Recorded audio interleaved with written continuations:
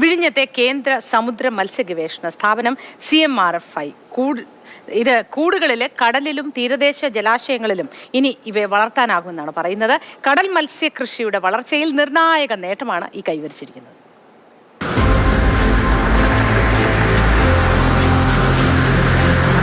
ജയൻ ട്രവലി പേര് കേട്ടിട്ടുണ്ട സംഭവം നമ്മുടെ വറ്റ മത്സ്യം തന്നെയാണ്. 80 കിലോയിലധികം ഭാരം വരുന്ന മത്സ്യമാണ്.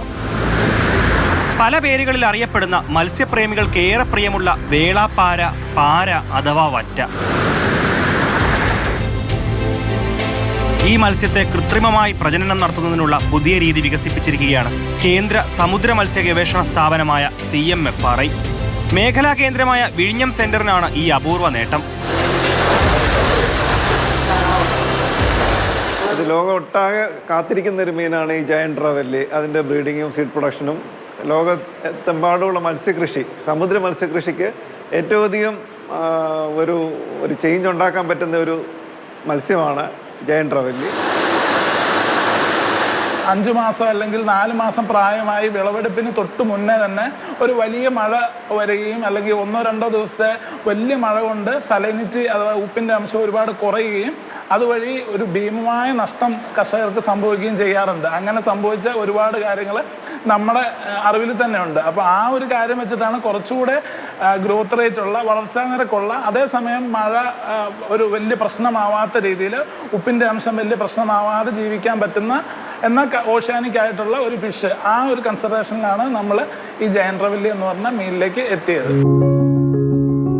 അഷ്ടമുടിക്കായലിൽ നിന്നും കൊണ്ടുവന്ന ആൺ മത്സ്യത്തെയും പെൺ മത്സ്യത്തെയും പ്രത്യേക കൂട്ടിലാക്കിയാണ് പ്രേരിത പ്രജനനത്തിന് വിധേയമാക്കിയത്. 50 ഗ്രാം തൂക്കം മാത്രമുള്ള മീനുകളെയാണ് ഗവേഷണത്തിന്റെ ഭാഗമായി എത്തിച്ചത്. പരീക്ഷണത്തിന്റെ ഭാഗമായി ഇവയുടെ വളർച്ചയുടെ ഓരോ ഘട്ടവും പ്രത്യേകം നിരീക്ഷിച്ചിരുന്നു. ഏകദേശം 3 കിലോ തൂക്കമായതോടെ പ്രജനനത്തിന് സഹായിക്കുന്ന ഹോർമോണുകൾ ഇവയിൽ കുത്തിവെച്ചു. ക്രമേണ മുട്ടകളിടാൻ പ്രാപ്തമായവയെ വെവ്വേറെ കൂടുകളിലാക്കി. കഴിഞ്ഞ ജൂലൈയിൽ ഇവ ലക്ഷക്കണക്കിന് മുട്ടകളിട്ടിരുന്നു. പൂർണ്ണ വളർച്ച എത്തിക്കഴിയുമ്പോൾ 80 കിലോ തൂക്കവും 6 അടിയോളം നീളവും എത്തുന്ന മത്സ്യമാണ് വറ്റ. വളരെ ടേസ്റ്റി ആയിട്ടുള്ള മീനാണ്, വളരെ സ്വാദുള്ള മീനാണ്. റെഡ് മീറ്റ് ഒട്ടുമില്ല, നല്ല വൈറ്റ് ഫ്ലഷ് ആണ്. അതുകൊണ്ട് ലോകത്തുള്ള എല്ലാ ആൾക്കാരും പ്രിഫർ ചെയ്യുന്ന ഒരു മീറ്റാണിത്. ഒറ്റ സെൻട്രൽ ബോണേ ഉള്ളൂ, ഇന്റർമസ്കുലാർ ബോൺസ് ഒന്നുമില്ല. അപ്പോൾ ഒറ്റ ബോൺ ഉള്ളതുകൊണ്ട് തന്നെ ഫില്ലറ്റൊക്കെ ചെയ്ത് നല്ല പീസുകളാക്കി അത് മത്സ്യം കഴിക്കുന്നവർക്ക് എത്താൻ പറ്റുന്ന ഒരു മത്സ്യമാണ്. അതുകൊണ്ടാണ് ഇതിന് വേൾഡ് ഓവർ ഡിമാൻഡ് ഉള്ളത്. CMFRI മുൻ ഡയറക്ടർ ഡോക്ടർ A. ഗോപാലകൃഷ്ണൻ, നിലവിലെ ഡയറക്ടറായ ഡോക്ടർ ഗ്രീൻസൺ ജോർജ്, വിഴിഞ്ഞം മേഖലാ മേധാവി ഡോക്ടർ B. സന്തോഷ്, ശാസ്ത്രജ്ഞന്മാരായ Ambareesh P. Gopi, doctor M. Sakthivel എന്നിവരുടെ നിരീക്ഷണത്തിലായിരുന്നു പരീക്ഷണം.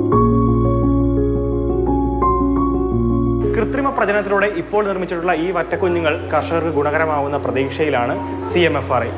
ക്യാമറമാൻ അരുണിനൊപ്പം ഗോകുൽനാഥ്, മാതൃഭൂമി ന്യൂസ്, തിരുവനന്തപുരം.